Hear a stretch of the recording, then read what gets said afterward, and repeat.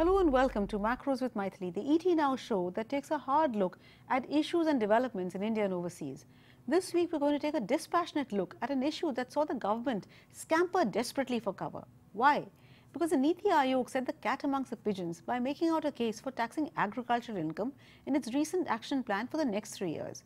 And though voices in the government, including the Vice Chairman of the Niti Aayog itself, quickly rushed to deny there was such a move, the question we're discussing is whether income from agriculture should continue to be exempt in a country where the tax to GDP ratio is so low and the demands on government's revenue are unending. Why should the mere mention of a tax on agricultural income be so taboo? What are the pros and cons? The tradition of exempting farm incomes comes perhaps from the angst related to colonial taxation of land with all its unhappy connotations. But is it not time that we gave serious thought to whether we should continue with the kind of exemptions we have right now? Well, that's what we're going to be discussing in the next half hour or so with our two experts, Govinda Rao, former director NIPFP, the Delhi-based think tank on all things fiscal and also former member of the 14th Finance Commission, and Jai Panda, BJD Lok Sabha MP from Odisha, who's often seen as a role model for the other MPs. Welcome to the show, Govinda, Jai. Govind, for the benefit of our viewers, can you tell us what really was the justification for not taxing agricultural income all these years? Agreed, agriculture is a state subject under the Constitution, and the Constitution does say that income tax is to be levied by the centre on all income other than agricultural income. But surely that in itself cannot be a bar to the taxation of agricultural income per se. Well, the Constitution, in its, assignment of taxes, has assigned both taxes on agricultural income and wealth to the states. So the comprehensive concept of income taxation, therefore, is not possible in the country. And this was done for a variety of reasons. And number one being, in a country with large number of small holdings, it's very difficult to, in fact, most of them do not come into the tax net because of, if you have a reasonable level of exemption. Number two, that agriculture being a very volatile activity in the sense that, there are large fluctuations in the output. You see, in a situation where, where you are not able to take care of the fluctuations in agricultural incomes, it's difficult. And then of course, by and large, agriculture is an unorganized sector, and it's impossible to find out what, with any reasonable objective way, what is the income, and then therefore it will get into all sorts of harassment and then problems thereof. But the most important reason is that, the state, particularly at the state level, there is a big farm lobby, and the farm lobby would not like the agricultural income to be taxed. Now, that said, the states, many of the states did levy taxes on basically plantation type of incomes. For example, rubber in Kerala, some of the spices, tea in Assam. Some of these items were subject to tax. But when all is said and done, the point is that agriculture is not an industry in this country, because it is not an industry and it is not organized. So it is not easy. But there is also a strong lobby which is against taxing agriculture. Jai, whatever the reasons for exempting agricultural income in the past, and Govind listed so many, does that logic still hold in today's scenario where agriculture is no longer a subsistence occupation for a significant number of farmers, especially like in states like Punjab, Haryana, Andhra Pradesh, etc.? Apart, of course, from the fact that individuals, you also have companies engaged in agriculture. According to a 2012 paper by Rao and Sengupta in EPW, there were more than 50 companies reporting agricultural incomes of over 100 crores, with a total agricultural income amounting to rupees 31,000 crore in 2009-10. So why should all income from agriculture, other than from plantations, for instance, be exempt right now? I must confess that I could only partly hear the earlier question and answer, but let me respond to this one. I think the reason taxation on agriculture has been a taboo is a very good reason, because India has been desperately poor and large sections of the population who are involved in farming still remain very poor, and So there has been a very good reason. Now, regarding the fiscal rationality of even the discussion to have taxation is the other side of the coin. But let me just give some statistics. Nearly 60% of rural households depend on agriculture as their primary source of income. More than half of farming households in the country are indebted, and we hear of several hundreds and sometimes thousands of cases of farmers committing suicide. So we must recognize that there has been a very good rational reason over all these decades that the idea of taxing farmers has been taboo. Now let's come to the fiscal rationality of it. If agriculture was taxed on the same basis as the rest of the economy, we would have had an extra 50,000 crores, or more than about 1.2% of GDP. Now that's very important, but I think the way to go about this is you can't see one or the other in isolation. You have to see both the fiscal rationality as well as the extreme political sensitivities. And the key area that I think should be discussed more and is not getting enough attention is how agriculture tax, or the lack of it, is being used as a loophole by some including high net worth individuals and corporations. And that should be the first objective, is to fix that loophole, so that, let's take a theoretical number of somebody who's earning 1 crore rupees a year and higher. Why should they be entitled to any waiver of any portion of their income that they are claiming as agricultural income? So to set the threshold high enough and to aim to root out the misuse of it as a loophole should be the first objective. And this can't be seen as something that can be implemented, taxation on agriculture as a whole in the near future.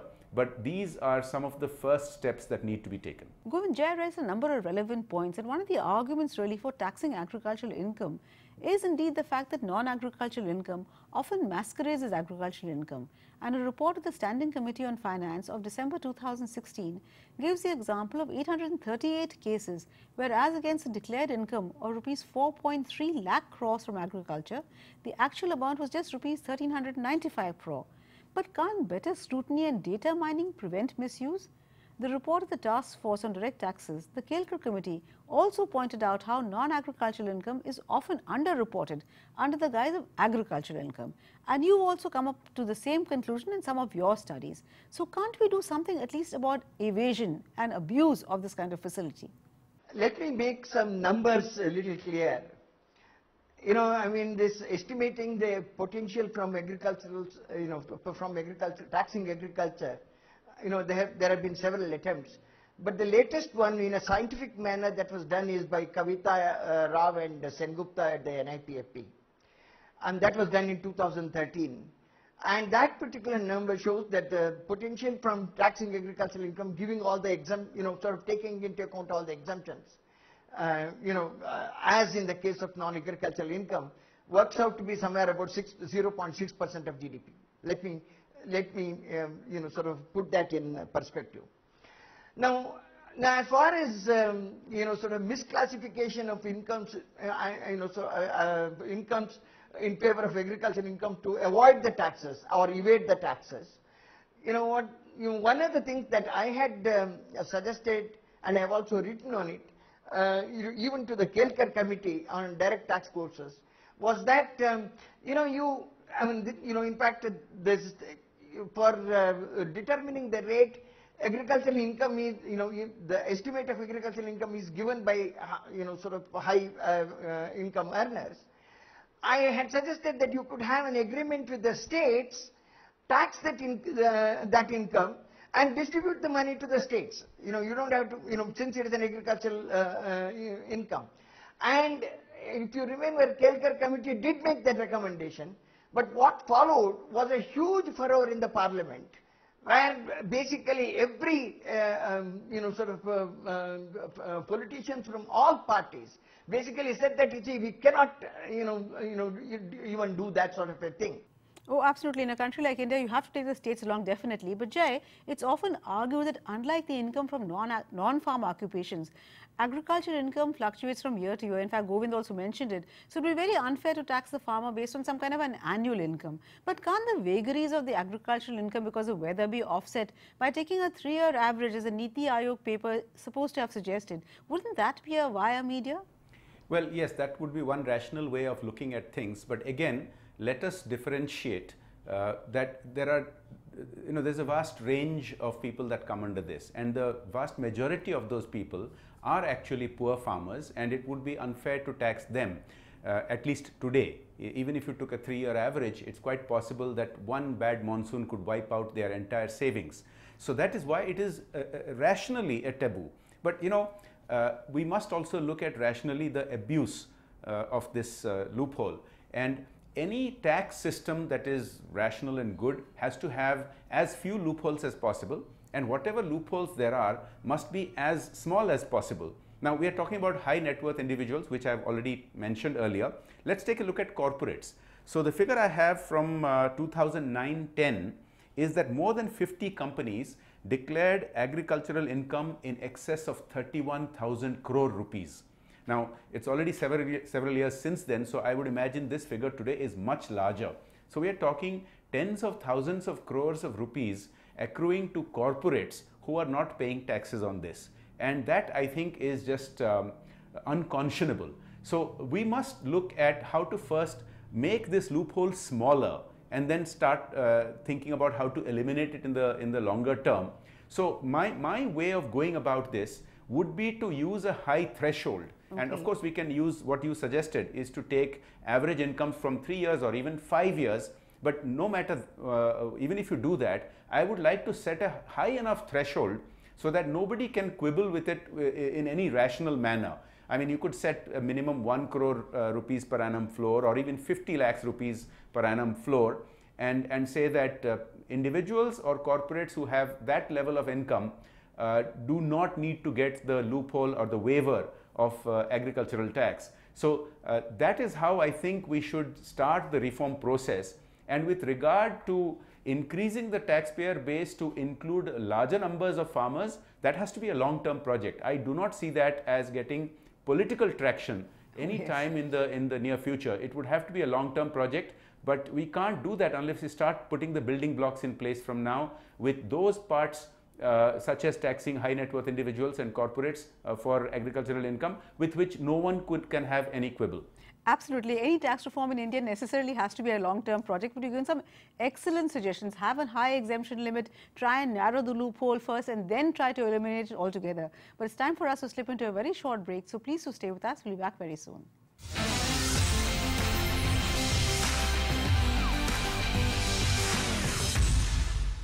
Welcome back. You're watching Macros with Maithili, and we're discussing the possibility, and if at all, is there a probability at all of agricultural income tax being levied in this country, with two experts, Govinda Rao and Jay Panda. Govind, according to the paper that you yourself quoted by Kavita Rao and Sen Gupta, the tax on agricultural income, similar to that of non-agricultural income, would fetch an additional approximately 1% of GDP. I think in fact your independent calculations also came up with something similar. Can a country whose tax GDP ratio is barely 0.6, as that's, but I said came across a figure 1.2 also. So somewhere about 1% we can say. So can a country whose tax GDP ratio for centre and states together is barely 17%, can you afford to ignore this even if it's not that significant? Isn't it time we at least started thinking about it? Govind? See, certainly a modern tax system should have a broad base, low rate, less differentiated rates, and a simple and transparent tax system. You should have very few, you should not have loopholes of the type that we have. Having said this, we have the constitution which basically assigns the power to levy taxes on agricultural incomes and wealth to the states. So there is a serious problem there, and it is correct that we should not really look at small farmers. We should not be looking at increasing the number of farmers within the tax net. In fact, you need to keep the threshold high, as Mr. Jay Panda said. But the basic point is, once you leave the threshold high, and you did mention about 3-year average income that Niti Aayog is suggesting, I would even say further that you see there should be a loss carryover provision. In fact, you see, like in the case of small industries, where you carry over the loss to the next year, you should allow that carry over losses to the next year. And obviously, it's only after a reasonably high threshold we should levy the tax. But that is the reason why what I suggest is, those corporates and those high net worth individuals which are already declaring that this is our agricultural income and avoiding the taxes. The first thing that the government of India can do is to get a meeting with the states and say that, look, there is a big loophole there. You are likely to gain from this. We will tax it on your behalf, and then we will distribute the money to you. And in a country where the tax GDP ratio is barely 17%, where the average, if you look at the average, for the country of our development, my estimates show that it should be about 19.4%. So in a country where the tax GDP ratio is much below the, sort of international average for the level of development it has, now it is important that you need to broaden the base. It is not, this is one of the important ways. And there are many other ways that, sort of I have suggested in a paper for the India Policy Forum. But quite apart from that, I think, sort of we do need to do that. But I think immediate way to do it is to have an agreement with the states and levy the tax and pass on their behalf, so that the state, so states gain in the process and the states don't quibble saying that this is our tax power, you are taking over. Absolutely, that's an excellent suggestion, Govind. But Jai, is it at the bottom of it all, is it politics or is it economics that is really standing in the way of taxing agricultural income today? Because today, in the name of protecting agriculture, we actually give all kinds of subsidies on water, power, seeds, fertilizers, and the inputs on the input side, and then we give farm loan waivers also, all of which creates huge distortions in cropping patterns, use of fertilizer, and so on. And on the output side, we offer MSP and procurement, and then we don't tax farm incomes. But wouldn't it be much better if we allowed farmers access to global markets, to free market forces? When prices rise internationally, domestically, let them benefit. Isn't it better to do away with all these subsidies and then allow them access to markets and also tax agricultural income? Wouldn't that be a better way of doing things, Jay? Let us be very clear, every major policy decision, and that includes every major economic decision, ultimately has to make political sense. And please remember, in politics, perception is at least as important as reality and sometimes more important. So we have talked earlier about why this taboo on agricultural tax was actually well grounded because of the reasons we have already talked about. And so please understand something, that the vast majority of the nearly 60% of rural households who depend on farming are not in a position to file any returns. I mean, they are talking about survival level farming. I don't think it serves any purpose to target them at this point. The most important thing to do now is to dispel the rumors which are going around that all farmers are going to be taxed, because that will be counterproductive to rational policy making and taxation structures. So the way to dispel that is to set a high enough threshold, whether it is HNIs, high net worth individuals, or corporates who are taking benefits of the no tax on agricultural income as a loophole.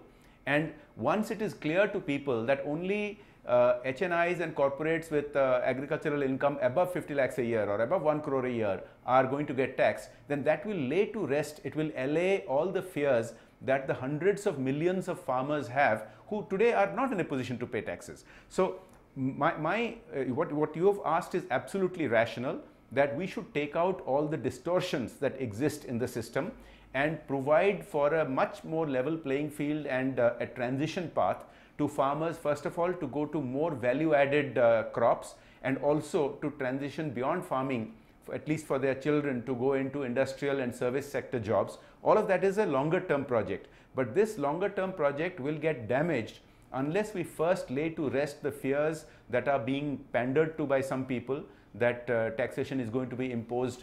And that is why I think the government has come out and quickly issued a denial. So to get the foot in the door should be the objective now. We must get the foot in the door, and that is to set a very high threshold, floor, and start taxing HNIs and corporates so that the loophole becomes smaller. That should be the immediate objective. Absolutely, there couldn't be a better idea. But Govind, the fact is that we already have exemption limits for income tax. So why is there this fear that small farmers, people who are barely on the verge of subsistence level, they would also get taxed? Why can we not spread the information that it's not aimed at small farmers, it's only aimed at rich farmers? Do you think it's possible to spread that kind of information and then get over this bogey? I think in any policy paper that you put out and saying that the agricultural income should be taxed, it should also be followed by a fact that the small farmers should not be taxed and the threshold should be kept reasonably high. if simply saying that agriculture should be taxed because there is a loophole is not going to do the job. And if you say that, we need to take into account,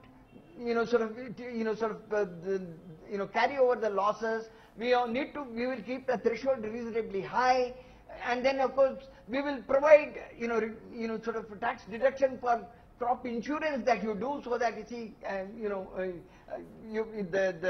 the vagaries, to an extent can be insured. All these things have to be done, before you really talk of levying taxes on agricultural income. The point is, as Mr. Panda said, even if the idea is to tax only the rich farmers, the moment you say the farmers will be taxed, there will be a perception, because the rich farmers themselves will create a perception that all farmers will be taxed, and therefore, and then kill the reform in the process. So it is important that we need to really, sell the reform properly if you really want to go about it. That is the reason they should not even be talking about it, but simply get the states to agree that we are going to do this, and have an agreement. And there what we are looking at is only the high net worth individuals and the corporates which have been declaring agricultural income as the taxes. They are the ones who will be taxed, and there is no question of almost 90% of the farmers being, or 95% of the farmers being subject to any tax. Okay, that's a very good idea once again, Govind. But Govind earlier also made a suggestion that it's going to be very difficult for a single state to start taxing agriculture. Particularly, no one state can dare to do it when others are not. So, would it not be a good idea to do what he suggested, that if all the states would get together and tell the center that, look, you start taxing on our behalf and give us some money, surrender their rights, as it were, to tax agriculture, because they've done it in the case of GST. So, would that be a good way to go? That way the states will not individually take the flak, and the center would be able to collect some revenue which can be used by the states. So, can we replicate what we've done in the case of GST, Jay? Actually, it turns out that some states already have some form of agricultural taxation. As far as I understand, at least Kerala and West Bengal have at least some form of taxation on agricultural income. So, it is not totally unthinkable that states can themselves do it. But I am not against the idea that the union government and the states can work together, and the union government of course has more resources in terms of drilling down into income tax returns and remove HNIs and corporates from the agricultural tax exemptions which they are enjoying.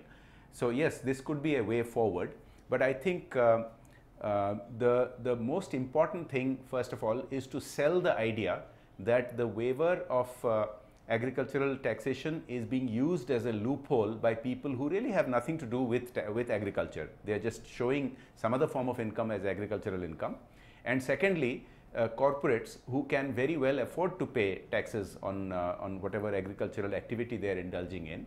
So I think the idea ought to be to dispel the fears of the hundreds of millions of farmers, which is based on perception, and at the same time to nevertheless take some concrete steps so that the process gets rolling. And this has to be a decade-long or a 15-year-long process, and that can only start by getting our foot in the door, targeting those sections like HNIs and corporates, taxing whom will have no quibble from anybody.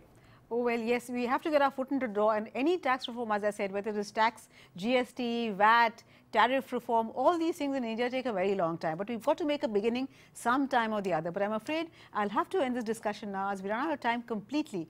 Clearly, the case for taxing agricultural income is not going to be easy to sell, particularly in a country where the vast majority of our farmers are so poor. Because even though the poor farmers themselves will not come out of the tax net, it can easily become a very emotive issue. And that's always dangerous in democracy. We're talking about something that affects close to 60% of the population. So though the eventual answer will have to be, in Debroy's words, will also have to be to tax the rural sector, including agricultural income, we'll have to tread very cautiously for now. Thank you very much, Govind and Jay, for joining me in this discussion and laying bare the pros and cons of taxing a very vital part of our economy. Thank you also for watching. Remember, we'll be back next week with yet another edition of Macros with Maithili. In the meanwhile, if there's any issue that you'd like to see discussed in this program, do write into us at the email ID you see at the bottom of your screen.